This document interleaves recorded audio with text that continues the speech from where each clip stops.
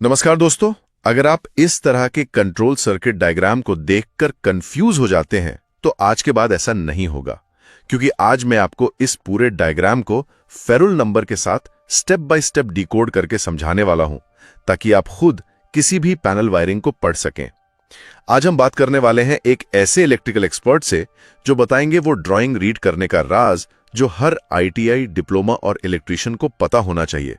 अगर आप electrical industry से जुड़े हैं तो ये वीडियो आपके करियर को नेक्स्ट लेवल तक ले जा सकता है, और अगर आप बिगिनर हैं तो आज के बाद आप पैनल को सिर्फ देखेंगे नहीं बल्कि समझेंगे। तो वीडियो को एंड तक जरूर देखिए। और हाँ, अगर आपको ऐसे ही real industrial diagram plus practical explanation चाहिए, अभी टेलीग्राम ज्वाइन करें। यहां आप सीखेंगे वो जो ITI डिप्लोमा में भी नहीं सिखाया जाता। तो शुरू करते हैं इस ड्राइंग का डीप डाइव। हाँ बिल्कुल। तो देखिए, मेरे पास जो डायग्राम है ना, उसकी शुरुआत एक क्लियर इंस्ट्रक्शन से हो रही है। लिखा है इनपुट पावर 230 वोल्ट्स AC। और यहाँ से मुझे दो मेन लाइंस निकलती हुई दिख रही हैं। राइट, एक फेज और एक न्यूट्रल। हाँ, एक N यानी न्यूट्रल और दूसरी P यानी फेज। एक जनरल ओवरव्यू के हिसाब से मुझे लग रहा है कि ये ड्राइंग काफी वेल स्ट्रक्चर्ड है, लेकिन किसी भी बिगिनर के लिए ना ये लाइंस और नंबर्स का एक अजीब सा जाल लग सकती है। मतलब कहाँ से शुरू करें? बिल्कुल, देखिए, किसी भी कंट्रोल सर्किट की जो बुनियाद है ना, वो इन्हीं दो लाइंस पर टिकी होती है। अगर आप इस डायग्राम को ध्यान से देखें तो जो N यानी न्यूट्रल लाइन है वो लेफ्ट साइड से शुरू होकर सीधे राइट साइड में एक लंबी वर्टिकल लाइन बना रही है। अच्छा, एक स्ट्रेट लाइन एंड तक जा रही है। हाँ, ये न्यूट्रल लाइन सीधे सभी लोड्स तक जाती है, जैसे कि आपके पंप्स, हीटर्स, ब्लोअर्स। वहां बीच में कोई कंट्रोल नहीं होता। लेकिन कंट्रोल सर्किट पढ़ने का असूल ही यही है कि सारी कंट्रोलिंग, सारे स्विचेस, रिलेज, जो भी सेफ्टी डिवाइसेस हैं, वो सब फेज लाइन पर यानी P लाइन पर लगाए जाते हैं। सही बात है। तो आज हमारा मेन मिशन यही है कि हम इस फेज लाइन के सफर को ट्रेस करें, हर पॉइंट पर समझें कि आखिर लॉजिक क्या लगाया गया है, और इसके लिए हम फेरुल नंबर्स को फॉलो करेंगे। फेरुल नंबर्स थोड़ा बताएंगे इनके बारे में? बेसिकली ये एक्चुअल पैनल में जो वायर्स होती है ना, उनके एंड्स पर लगे हुए टैग्स होते हैं। जब कभी पैनल में कोई फॉल्ट आता है और ट्रबल शूटिंग करनी पड़ती है तो इन्हीं नंबर से वायर आइडेंटिफाई होती है। ओ, मतलब मैप के कोऑर्डिनेट्स की तरह। तो चलिए इस सफर को शुरू करते हैं। डायग्राम के टॉप लेफ्ट में फेरुल लाइन P एंटर कर रही है। इस लाइन का पहला पॉइंट है फेरुल नंबर 1। राइट। और फेरुल 1 से ये लाइन सीधे एक MCB यानी मिनिएचर सर्किट ब्रेकर में जाती है। वहां से निकलने पर इसका नाम फेरुल नंबर 2 हो जाता है। उसके बाद ये फेरुल 2 वाली लाइन EMR 1 में जाती है। वहां से बाहर आने पर इसका नंबर फेरुल 3 हो जाता है। बिल्कुल सही ट्रेस किया आपने। लेकिन एक सवाल आ रहा है यहाँ, EMR 1 और MCB दोनों एक दूसरे के ठीक बाद क्यों लगाए गए हैं? और एक और चीज, डायग्राम में साफ दिख रहा है कि फेरुल 3 आगे चलकर एक बहुत लंबी वर्टिकल लाइन बन जाता है, जिससे पैनल के बाकी सारे सर्किट्स जुड़ रहे हैं। मतलब फेरुल 3 यहाँ एक मेन स्पाइन या रीढ़ की हड्डी की तरह एक्ट कर रहा है। ऐसा क्यों? ये बहुत बढ़िया ऑब्जर्वेशन है। इसे समझना सेफ्टी स्टैंडर्ड्स के नजरिए से बहुत जरूरी है। देखिए, MCB और EMR 1 दोनों ही सेफ्टी डिवाइसेस हैं, पर दोनों का काम बिल्कुल अलग है। कैसे? MCB इक्विपमेंट की सेफ्टी के लिए होती है। अगर सिस्टम में करंट अचानक से बढ़ जाए, जैसे ओवरलोड या शॉर्ट सर्किट हो, तो MCB खुद ट्रिप हो जाएगी। पर दूसरी तरफ जो EMR 1 है, वो इंसान और प्रोसेस की सेफ्टी के लिए है। अच्छा, वो इमरजेंसी स्टॉप वाला बटन। एग्जैक्टली। ये एक मैनुअल इमरजेंसी स्टॉप होता है जिसे पैनिक सिचुएशन में ऑपरेटर दबा सकता है। अब आते हैं आपके दूसरे सवाल पर कि फेरुल 3 एक स्पाइन क्यों है। फेरुल 3 को एक कॉमन बस बार इसलिए बनाया गया है ताकि एक single point of failure create किया जा सके। सिंगल पॉइंट ऑफ फेलियर मतलब अगर वहां से पावर कटी तो सब बंद। हाँ, सेफ्टी के लिए यही जरूरी है। अगर कोई इमरजेंसी आती है और सारी मशीन्स को एक ही सेकंड में रोकना है, तो EMR 1 प्रेस करते ही फेरुल 2 और फेरुल 3 के बीच का कनेक्शन टूट जाएगा। ओह, और फेरुल 3 पर ही बाकी सब जुड़ा है। सही पकड़ा। उसका असर ये होगा कि फेरुल 3 से आगे जुड़ी हुई किसी भी ब्रांच में, चाहे पंप हो, हीटर हो, पावर नहीं जाएगी। पूरा सिस्टम सेफली डेड हो जाएगा। डायग्राम में दिख रहा है कि फेरुल 3 से एक ब्रांच निकलती है और एक और EMR यानी EMR 2 के थ्रू होती भी फेरुल 4 में जाती है। और फेरुल 4 टेम्परेचर कंट्रोलर के C यानी कॉमन टर्मिनल पर जुड़ता है। कंट्रोलर के अपने P और N टर्मिनल्स भी हैं। फिर टर्मिनल 5 से निकलकर पावर AUX1 नाम के ऑक्सिलरी रिले में जाती है। यहां मुझे लॉजिक थोड़ा अजीब लग रहा है। हमने अभी बात की कि EMR1 मास्टर इमरजेंसी बटन है, तो टेम्परेचर कंट्रोलर से ठीक पहले एक अलग EMR2 क्यों लगाया गया है? ये डिजाइन का एक बहुत ही सटीक हिस्सा है। EMR2 एक आइसोलेटेड सेफ्टी लेयर की तरह काम करता है। Isolated safety layer? हाँ, इंडस्ट्रियल सेटअप्स में कई बार ऐसी सिचुएशन आती है जहां आपको पूरी मशीन बंद नहीं करनी होती, सिर्फ किसी एक स्पेसिफिक सब सिस्टम को आइसोलेट करना होता है। अच्छा, मतलब अगर सिर्फ टेम्परेचर कंट्रोलर वाले सेक्शन में फॉल्ट हो? बिल्कुल। मान लीजिए उसकी किसी सेंसर में फॉल्ट है या मेंटेनेंस करनी है। अगर ऑपरेटर EMR1 दबा देगा तो बेकार में सारे पंप्स और ब्लोअर्स भी बंद हो जाएंगे। इससे प्रोडक्शन का नुकसान हो सकता है। EMR2 होने से फेरूल 3 पर पावर ऑन रहते हुए भी हम सिर्फ टेम्परेचर कंट्रोलर वाला सेक्शन आइसोलेट कर सकते हैं। सही है, ये तो काफी लॉजिकल है। पर अब उस हिस्से पर आते हैं जो कंट्रोलर के अंदर हो रहा है। डायग्राम में टेम्परेचर कंट्रोलर को डायरेक्ट P और N मिल रहा है, लेकिन फेरूल 4 वाली लाइन C टर्मिनल पर जा रही है। हाँ, और ये C टर्मिनल ड्राई कॉन्टैक्ट का इनपुट है। यही मेरा सवाल था। एक बिगिनर जरूर सोचेगा कि ये ड्राई कॉन्टैक्ट क्या होता है और कमांड टर्मिनल 5 से निकलकर फिजिकली AUX1 तक कैसे पहुंचती है। देखिए, ड्राई कॉन्टैक्ट वायरिंग का एक बहुत जरूरी कॉन्सेप्ट है। इसे ड्राई इसलिए कहते हैं क्योंकि इस कॉन्टैक्ट पॉइंट की अपनी कोई वोल्टेज या पावर नहीं होती। इसे आप एक खाली स्विच या पुल की तरह समझिए। ओके, एक खाली पुल। हाँ, कंट्रोलर को जो डायरेक्ट P और N मिल रहा है वो सिर्फ कंट्रोलर की स्क्रीन और उसके आंतरिक प्रोसेसर को ऑन रखने के लिए है। पर जब कंट्रोलर डिसाइड करता है कि टेम्परेचर मेंटेन करने का वक्त आ गया है, तो वो अपने अंदर के इस ड्राई कॉन्टैक्ट को क्लोज कर देता है, यानी C और टर्मिनल 5 को फिजिकली जोड़ देता है। अच्छा, तो जैसे ही वो दोनों जुड़ते हैं, फेरल 5 पर जो पावर रुकी हुई थी वो पुल पार करके टर्मिनल 5 पर आ जाती है। एग्जैक्टली। और वहां से सीधे AUX1 रिले तक पहुंचती है। अब AUX1 का मैकेनिज्म समझना पड़ेगा। ये कोई नॉर्मल स्विच नहीं है, ये एक इलेक्ट्रोमैग्नेट रिले है। इसके अंदर एक कॉइल होती है। तो जैसे ही पावर कॉइल में आती है वो चुंबक बन जाती है। बिल्कुल, और ये चुंबक एक स्प्रिंग वाले मेटल कॉन्टैक्ट को अपनी तरफ जोर से खींचता है, जिससे आगे के कॉन्टैक्ट्स आपस में चिपक जाते हैं। हम AUX1 को यहाँ एक सब कमांडर कह सकते हैं। Temperature controller direct heavy Motors नहीं चला सकता। राइट, उसके कॉन्टेक्ट्स जल जाएंगे। सही कहा। इसलिए वो सिर्फ इस सब कमांडर यानी AUX1 को ऑन करता है, और फिर AUX1 अपने बड़े कॉन्टैक्ट्स के जरिए आगे की पावर सप्लाई करता है। टेम्परेचर कंट्रोलर एक जनरल है जो ऑर्डर देता है, और AUX1 सब कमांडर है जो ऑर्डर आगे रिले करता है। इलेक्ट्रोमैग्नेटिज्म का क्या मस्त यूज है। तो अब देखते हैं कि ये सब कमांडर आगे कमांड कैसे दे रहा है। पंपिंग सिस्टम को ट्रेस करें। हाँ, फेरूल 3 वाली स्पाइन से एक लाइन AUX1 के नॉर्मली ओपन यानी NO कॉन्टैक्ट पर आ रही है। तो जब AUX1 का चुंबक बनेगा, ये NO कॉन्टैक्ट क्लोज हो जाएगा और पावर फेरूल 6 तक पहुंचेगी। फेरूल 6 जुड़ी है रोटरी 1 स्विच से। अब ROT 1 से 2 रास्ते निकलते हैं। पहला रास्ता फेरूल 7 से OL यानी ओवरलोड रिले होता हुआ फेरूल 8 के जरिए पंप 1 तक जाता है, और दूसरा रास्ता फेरूल 9 से OL होता हुआ फेरूल 10 के जरिए पंप 2 तक।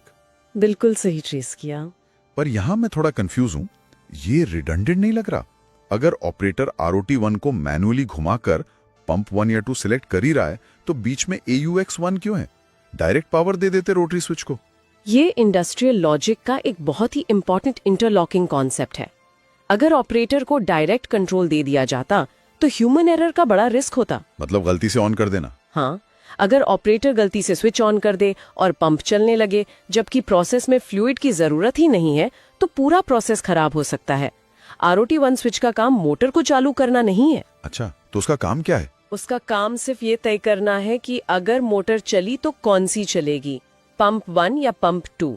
ये आमतौर पर ड्यूटी और स्टैंड बाय पंप्स में होता है, लेकिन पंप चलेगा कब, ये सिर्फ प्रोसेस का दिमाग यानी टेम्परेचर कंट्रोलर डिसाइड करेगा। Got it.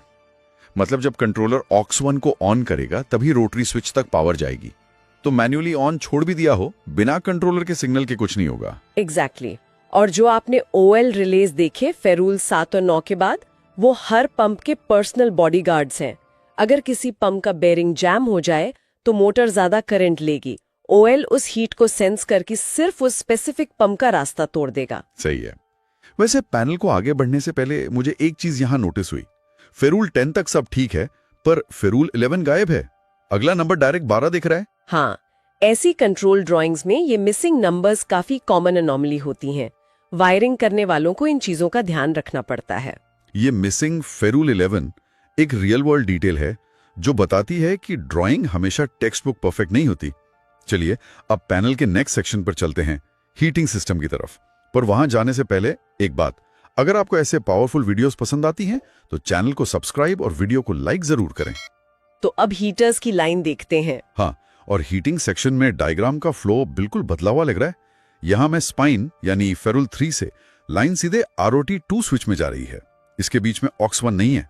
ध्यान से देखिए, यहाँ लॉजिक थोड़ा अलग है। हाँ, रोटरी 2 से 2 रास्ते निकल रहे हैं। एक रास्ता फेरूल 12 से थर्मोस्टेट 1 होता हुआ फेरूल 13 के जरिए हीटर 1 तक। दूसरा रास्ता फेरूल 14 से थर्मोस्टेट 2 होता हुआ फेरूल 15 के जरिए हीटर 2 तक। मेरा यहाँ एक बड़ा पुशबैक है। बताइए।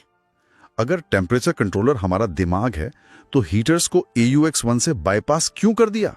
ये तो वही बात हुई कि जनरल मैनेजर पूरी फैक्ट्री चला रहा है पर एक डिवीजन अपनी मनमानी करके डायरेक्ट पावर ले रहा है। ऐसा डिजाइन क्यों? देखने में ये कॉन्ट्रडिक्शन लगता है, पर इंजीनियरिंग के हिसाब से ये बिल्कुल लॉजिकल है। हीटर्स को AUX1 की जरूरत इसलिए नहीं है क्योंकि उनके पास अपना खुद का लोकल दिमाग है। आप थर्मोस्टेट्स की बात कर रही हैं। हाँ, थर्मोस्टेट 1 और थर्मोस्टेट 2 ये डायरेक्ट एक्टिंग डिवाइसेस होती हैं। इनके अंदर एक बाय मेटालिक स्ट्रिप होती है। जब हीटर चलने से हीट बढ़ती है तो ये बाय मेटालिक स्ट्रिप गर्म होकर बेंड हो जाती है, यानी टेढ़ी हो जाती है। और टेढ़ी होने से कनेक्शन टूट जाता है। एग्जैक्टली, कनेक्शन फिजिकली टूट जाता है। फिर जब हीटर ठंडा होता है, स्ट्रिप वापस सीधी होकर जुड़ जाती है। तो हीटर 1 और 2 को सेंट्रलाइज दिमाग की जरूरत ही नहीं है। वो अपना लोकल टेम्परेचर खुद हैंडल कर लेते हैं। अच्छा, ये लोकल वर्सेस सेंट्रलाइज्ड कंट्रोल का परफेक्ट एग्जांपल हो गया।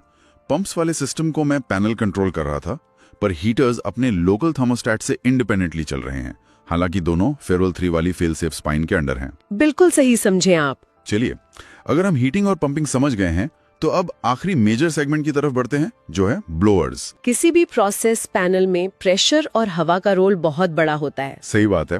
तो पहला है ऑयल प्रेशर ब्लोअर। ये मुझे काफी स्ट्रेट फॉरवर्ड लग रहा है। लाइन 3 से पावर आती है ऑक्स 1 के नॉर्मली ओपन कॉन्टैक्ट पर, वहां से फेरूल 16, फिर OL रिले, फिर फेरूल 17 और आखिर में ऑयल प्रेशर ब्लोअर।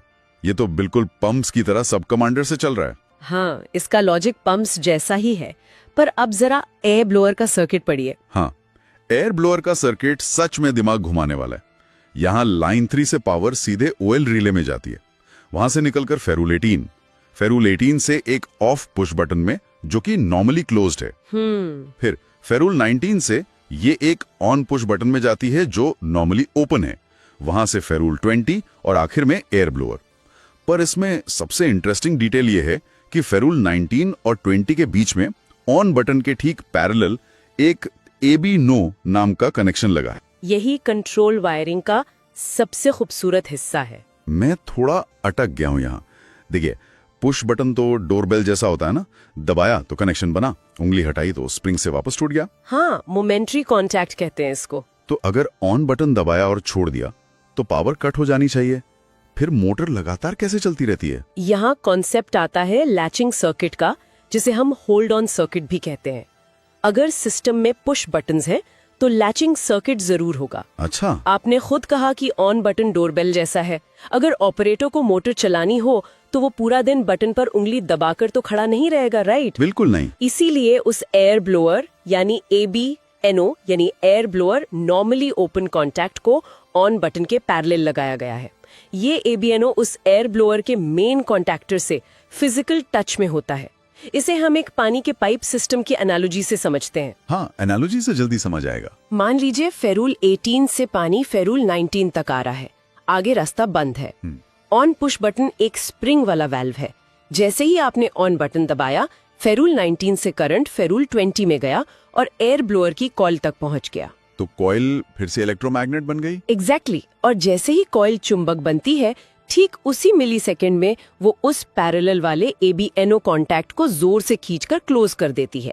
ये ABNO एक छोटे बाईपास पाइप की तरह काम करता है। ओह, वेट, मुझे समझ आ रहा है। तो सोचिए, करंट के पास फेरूल 19 से 20 तक जाने के दो रास्ते थे, एक ऑन बटन वाला और दूसरा ABNO वाला बाईपास। जैसे ही ऑपरेटर ने ऑन बटन से उंगली हटाई, पहला रास्ता बंद हो गया। लेकिन बाईपास तो अभी भी चालू है क्योंकि चुंबक ने उसको पकड़ रखा है। सही, इस प्रोसेस को ही लैचिंग कहते हैं। मोटर अब खुद को जिंदा रख रही है, करंट कंटिन्यूअसली इस बाईपास से फ्लो करता रहेगा और ये तब तक बंद नहीं होगी जब तक करंट पीछे से ना काट दिया जाए। और वो पीछे का कनेक्शन ऑफ पुश बटन तोड़ेगा जो फेरल 18 के बाद नॉर्मली क्लोज्ड हालत में लगा है। बिल्कुल, जैसे ही आप ऑफ बटन दबाएंगे, सर्किट फिजिकली टूटेगा, कॉइल की मैग्नेटिक फील्ड खत्म होगी, बाईपास ओपन हो जाएगा और मोटर बंद। वाओ, ये इंजीनियरिंग का सच में एक मास्टर स्ट्रोक है। तो अब हमने लगभग पूरा सफर ट्रेस कर लिया है। MCB और EMR की फेल सेफ स्पाइन यानी फेरल 3 से लेकर टेम्प कंट्रोलर के ड्राई कॉन्टैक्ट्स, हीटर्स की बायोमेटालिक स्ट्रिप्स और ब्लोअर्स का ये लैचिंग लॉजिक। सभी लोड्स अपना फेस पावर ले रहे हैं, पर सर्किट कंप्लीट कैसे होगा? देखिए, बिना वापस लौटे तो कोई भी इलेक्ट्रिकल फ्लो मुकम्मल नहीं होता। अगर आप डायग्राम के एक्सट्रीम राइट साइड में ध्यान दें, पैनल के जितने भी एंड कंपोनेंट्स हैं, जैसे PUMP1, HETR2 और ब्लोअर्स की कॉइल्स, हाँ, इन सब पर चाहे कितना भी कॉम्प्लेक्स लॉजिक क्यों ना चल रहा हो, इनका जो दूसरा टर्मिनल है वो सीधे एक स्ट्रेट लाइन से जुड़ा है और वो है N यानी न्यूट्रल लाइन। ओह, जो शुरुआत में बिना किसी रुकावट के आगे जा रही थी। राइट, फेज लाइन इलेक्ट्रॉन्स को धक्का देने का काम करती है और न्यूट्रल लाइन उन्हें वापस सोर्स तक ले जाने का रास्ता देती है ताकि एक लूप पूरा हो सके। जब लैचिंग होती है तो फेज की वोल्टेज कंपोनेंट तक पहुंचती है और न्यूट्रल का रास्ता मिलते ही करंट फ्लो होने लगता है। वहां कोई फेरूल या स्विच नहीं है, बस डायरेक्ट कनेक्शन है। सही बात है, लूप कंप्लीट हो गया। लेकिन इस टॉपिक को एंड करने से पहले मैं कंट्रोल वायरिंग समझने वालों के लिए एक बहुत डीप और प्रोवोकेटिव थॉट छोड़ना चाहती हूँ। एक चुनौती है ये। अच्छा, बोलिए। इस डायग्राम में हमने देखा कि एयर ब्लोअर के सर्किट में ओवरलोड रिले यानी OL पुश बटन से ठीक पहले फेरूल 18 पर लगाया गया है। ऐसा क्यों किया गया? सोचिए कि अगर पैनल चल रहा है, मोटर ओवरहीट होती है और OL ट्रिप हो जाता है, तो उस लैचिंग सर्किट का क्या होगा?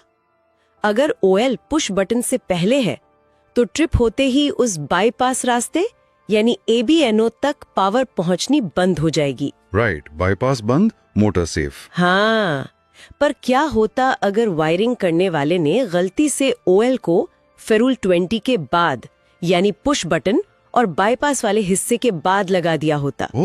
तब अगर मोटर ट्रिप करती तो लोड तो बंद हो जाता, लेकिन फेरूल 19 और 20 के बीच का लैचिंग वाला बाईपास वो तो ट्रिप पॉइंट से पहले रह गया, घूमता रहता। पैनल अंदर से लाइव और लैच्ड रह जाता। अगर कोई टेक्नीशियन आके चेक करता तो वो उसके लिए एक डेडली सेफ्टी हैजार्ड बन सकता था। ये तो सच में सोचने वाली बात है। इसलिए एक कंट्रोल वायरिंग डायग्राम पढ़ना सिर्फ लाइंस देखना नहीं है, ये समझना है कि किस कंपोनेंट की पोजीशनिंग सेफ्टी मैकेनिज्म डिफाइन करती है, ऑर्डर की काउंट किसके आगे है। यही इस वायरिंग का सबसे बड़ा राज है। धन्यवाद।